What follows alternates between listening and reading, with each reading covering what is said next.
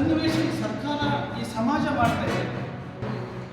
ಮುಂದಿನ ದಿನಗಳಲ್ಲಿ ಯಾವ ತಂದೆ ತಾಯಿಗಳು ಹೆಣ್ಮಕ್ಳು ಎತ್ತಬಾರ್ದು ಅನ್ನೋ ಒಂದು ಬದಲಾವಣೆ ಆಗಬೇಕಾಗಿದೆ. ಈಗ ಪುರುಷ ಪ್ರಧಾನ ಸಮಾಜದಲ್ಲಿ ಹೆಣ್ಣು ಮಕ್ಕಳಿಗೆ ಸಮಾಜ ಆಯ್ತಾ ಇದು ಸುತ್ತ ಇದೆ ನಮ್ಮ ಸಂವಿಧಾನದಲ್ಲಿ, ಅದನ್ನು ಉಪಯೋಗಿಸ್ಕೋಬೇಕು. ಹೆಣ್ಮಕ್ಳನ್ನು ಸಹ ಇದ್ರ ಜೊತೆಗೆ ನಾವು ಸಹ ನಿಮಗೆ ಕೈ ಜೋಡಿಸ್ತೀವಿ. ಕಣ್ಣಿಗೆ ಬದಲು ಒಂದು ಸಾರ್ವಜನಿಕ ಸಮಾವೇಶ ಕಾಯ್ದೆ ಅಂತ ಮಾಡಬೇಕು ಅಂತ ಯಾವುದೋ 11 ಜನ ಅಂತವೆಲ್ಲ ಮಾಡೋದು. ಮತ್ತು ದ್ವೇಷ ಭಾಷಣ ಕಾಯ್ದೆ, ನೀವು ಯಾಕೆ ದ್ವೇಷ ಭಾಷಣ ಕಾಯ್ದೆ? ಇವತ್ತು ಈ ಸಮಾಜದಲ್ಲಿ ಮಹಿಳೆಯರನ್ನು ಕಡೆಗಣಿಸಿ ಯಾಕೆಂದ್ರೆ ಈ ಒಂದು ದ್ವೇಷ ಭಾಷಣ ಕಾಯ್ದೆ ಯಾಕೆ ಬೇಕು?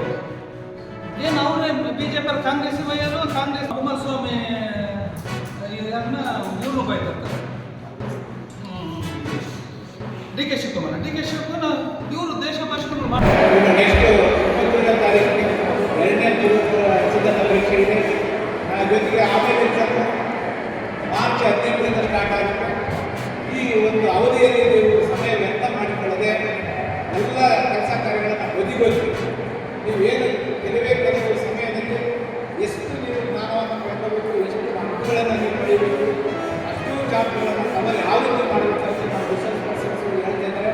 ಮತ್ತು ಎಲ್ಲ ಕಾಲೇಜಲ್ಲಿ ಲೆಕ್ಚರರ್ಸ್ ಬಂದಿದ್ದಾರೆ, ಆಯ್ಕೆಯನ್ನು ಕೊಡ್ತಾರೆ. ಸಮಯವನ್ನು ವ್ಯರ್ಥ ಮಾಡಬೇಡಿ, ಈ ಸದುಪಯೋಗ ಪಡೆದುಕೊಂಡು ಉತ್ತಮವಾದಂತಹ ಒಂದು ಫಲಿತಾಂಶವನ್ನು ನೀಡಿ ನಮ್ಮ ಜಿಲ್ಲೆಯ ಏನು SSLC ಪರೀಕ್ಷೆಯ ಫಲಿತಾಂಶವನ್ನು ಉತ್ತಮಗೊಳಿಸಿ ನಮ್ಮಲ್ಲಿ ರಾಜ್ಯಕ್ಕೆ ಹೆಚ್ಚು ಫಲಿತಾಂಶವನ್ನು ಮಾಡಿ ರಾಜ್ಯದೊಳಗಡೆ ನಾವು ಮಾಡಬೇಕಂತ ಗುರಿಯನ್ನು ಎಲ್ಲರೂ ಸಹ ನಮ್ಮ ವಿದ್ಯಾರ್ಥಿಗಳು ಮತ್ತು ಶಿಕ್ಷಕರು, ಮುಖ್ಯ ಶಿಕ್ಷಕರು, ಪೋಷಕರು, ತಂದೆ ತಾಯಿಗಳು ಎಲ್ಲರೂ ಸಹ ಸಹಕರಿಸಿ ಪತ್ರಿಕಾ ಮಾಧ್ಯಮದವರು ಸಹ ಉತ್ತೇಜನ